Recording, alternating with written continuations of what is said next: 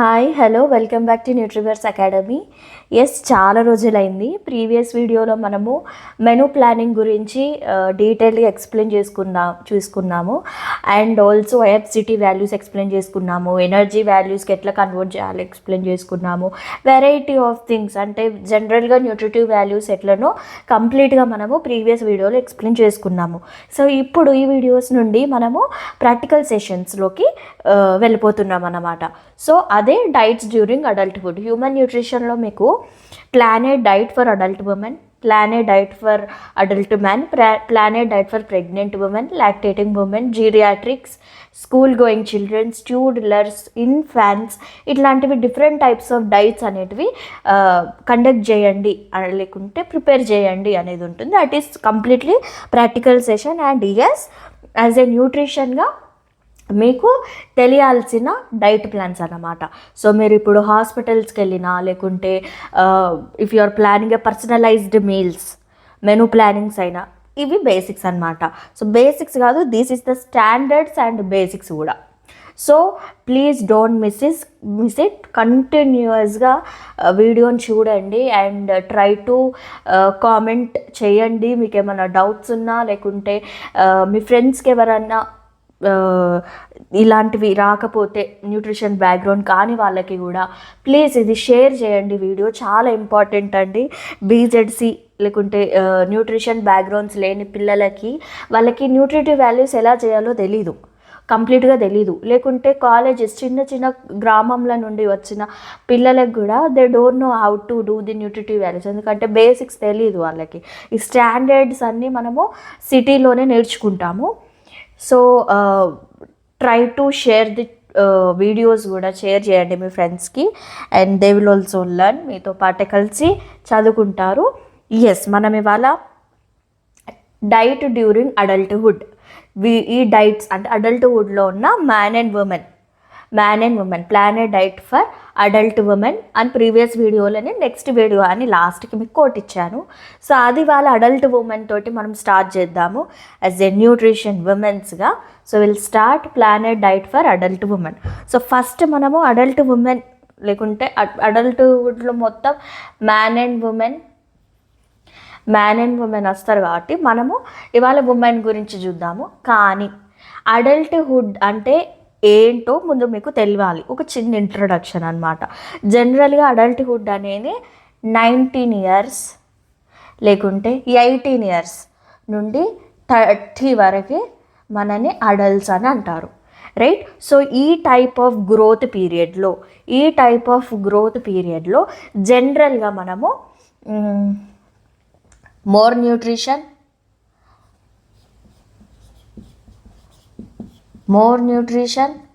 Physical activity,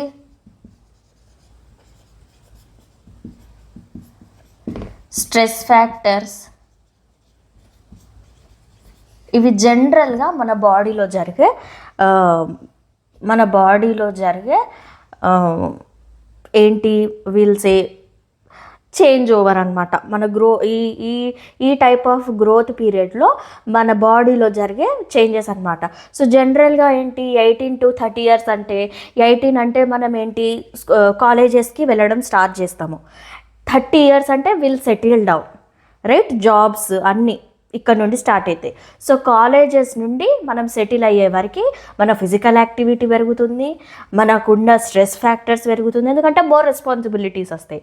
so 18 to 22 to 24 years వరకు మనకి education బ్యాక్గ్రౌండే ఉంటుంది, high level of education background ఉంటుంది. 25 to 30 ఇయర్స్కి ఏమవుతుంది, జాబ్ అనేది ఉంటుంది. సో అక్కడ కూడా మళ్ళీ మనకి ఈ stress factors and physical activity అనేది జరగడం స్టార్ట్ అవుతుంది. సో దీంతో పాటు మనకి న్యూట్రిషన్ కూడా అంతే ఎక్కువగా అవసరం అవ్వడం జరుగుతుంది. అంటే there is a change over in the lifestyle. So ఈ change over in the life స్టైల్లో మనకి జనరల్గా మన బాడీ వెయిట్, మన హైట్ అండ్ మన level of physical activity, that in the sense physiological and pathological activities కూడా change over అనేది జరుగుతుంది. You should be consider these factors.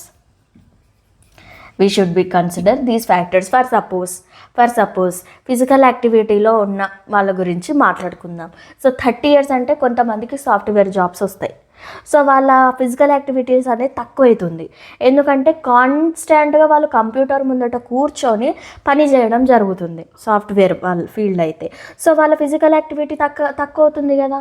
అప్పుడు ఫిజికల్ యాక్టివిటీ తక్కువ ఉంది కాబట్టి న్యూట్రిషన్ ఇంక్రీజ్ చేయాల్సి వస్తుంది. సో అందుకే ఇట్లాంటి ఫ్యాక్టర్స్ అనేటివి మనము దృష్టిలో పెట్టుకొని మెనూస్ అనేటివి ప్లాన్ చేయాలి. సో ఎస్, సో జనరల్గా కొన్ని రిఫరెన్సెస్ గురించి మాట్లాడుకుందాం. సో నేను ఇప్పుడు ఈ రిఫరెన్సెస్ దేని గురించి చెప్పాలనుకుంటున్నానంటే, సో మనం వాళ్ళ ఉమెన్ గురించి చూసుకుంటున్నాం కాబట్టి I will talk only the references, nutritional references about women. Man గురించి మనం నెక్స్ట్ వీడియోలో చెప్పుకుంటాం కాబట్టి మ్యాన్ రిఫరెన్సెస్ అప్పుడు మాట్లాడుకుందాం. సో ఫస్ట్ మనము ఇండియన్ రిఫరెన్స్ ఇంటేక్ ఉమెన్ అనేది ఏ ఏజ్ నుండి స్టార్ట్ అవుతుంది అనేది ఒకసారి చూసుకుందాము. That is in between 18 to 39 years, including non pregnant and non lactating.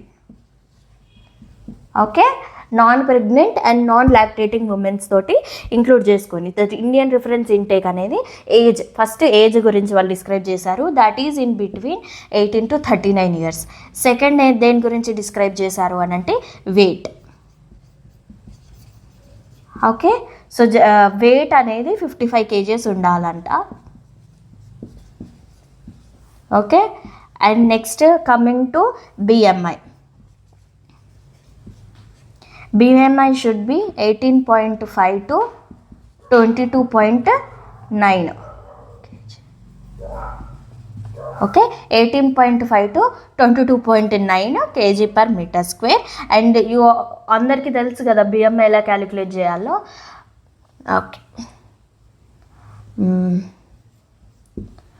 Next level of physical activity ఒకసారి చూసుకుందాము.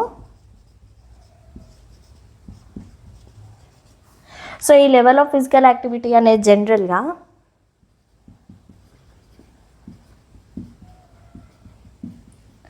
సో జనరల్గా 3 కేటగిరీస్గా ఇచ్చేశారు: moderate, sedentary and heavy. Okay, moderate, sedentary and heavy. So level of physical యాక్టివిటీగా జనరల్గా women ఒకవేళ occupation అంటే పని చేస్తే, if she is in occupation అంటే if she is working, so working అని పెట్టుకుందాము, ఆక్యుపేషనల్ వర్క్. ఓకే,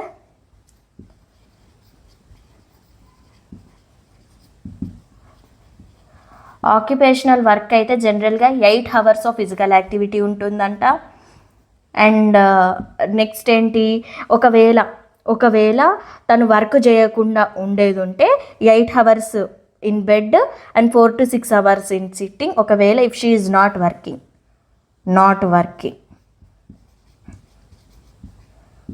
వర్కింగ్ అంటే 8 hours in bed. And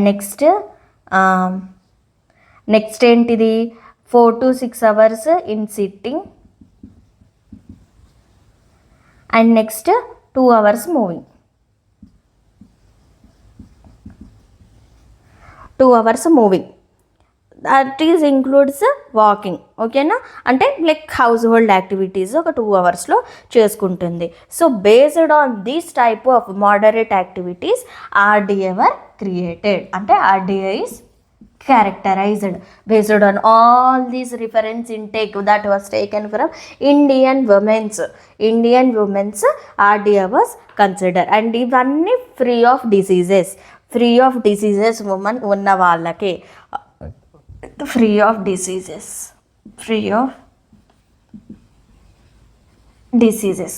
Okay, so these all are free of diseases.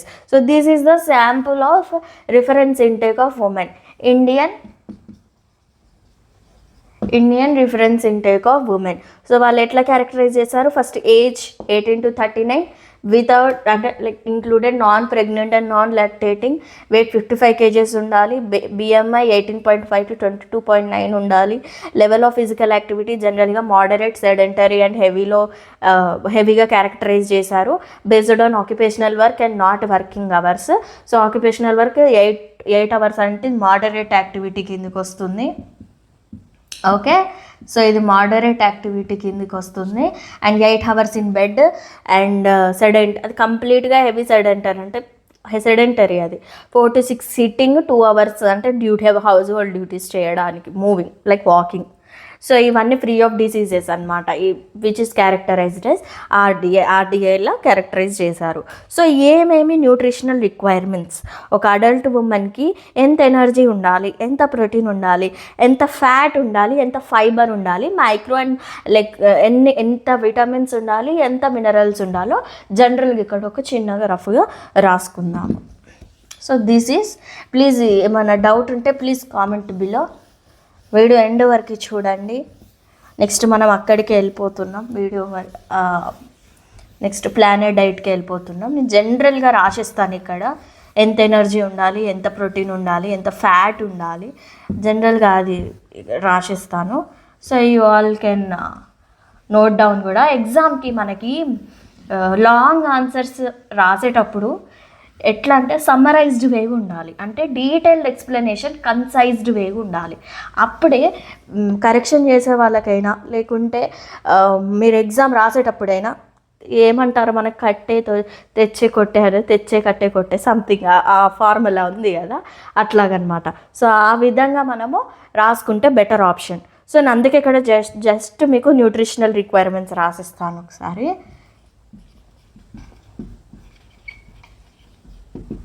Nutritional requirements. So energy, protein, fats, fibre. Next మనం ఇక్కడ మిగతా ఇవి రాసుకుందాము. First అయితే ఇవి రాసేద్దాం. ఒక ఉమెన్కి, ఒక మన్కి based on energy expenditure, energy అనేది క్యారెక్టరైజ్ అయింది. So the daily average energy intake should be equal to daily average energy expenditure. ఇప్పుడు మీరు ఎన్ని క్యాలరీస్ అయితే తీసుకుంటారో అంత ఎనర్జీ ఎక్స్పెండిచర్ కూడా ఉండాలి అని అర్థం. ఓకేనా, సింపుల్ వేగా. సో ఎంత ఉండాలట ఒక అడల్ట్ ఉమెన్కి? జనరల్గా 16 kilo calories to 2130 calories and 2720 calories according to the category of work. అంటే వాళ్ళు ఏ టైప్ ఆఫ్ వర్క్ అన్న దాని మీద చెప్పుకున్నాం కదా. మనము ఏజ్ కన్సిడర్ చేయాలి, level of physical activity consider చేయాలి, whether they are sedentary, heavy or moderate, ఆ దాని మీద క్యాలరీస్ అనేటివి మనము కన్సిడర్ చేయాలి. So that is energy requirement. So మనకి ఇక్కడ ఏంటి మెయిన్ మోటివ్, ఎంత ఎనర్జీ ఇంటేక్ తీసుకుంటే అంత ఎనర్జీ ఎక్స్పెండిచర్ అనేది కూడా ఉండాలి అన్న మెయిన్ మోటివ్. అండ్ ఇవి ఎట్లాగా క్యారెక్టరైజ్ చేశారు? Based on physical activity.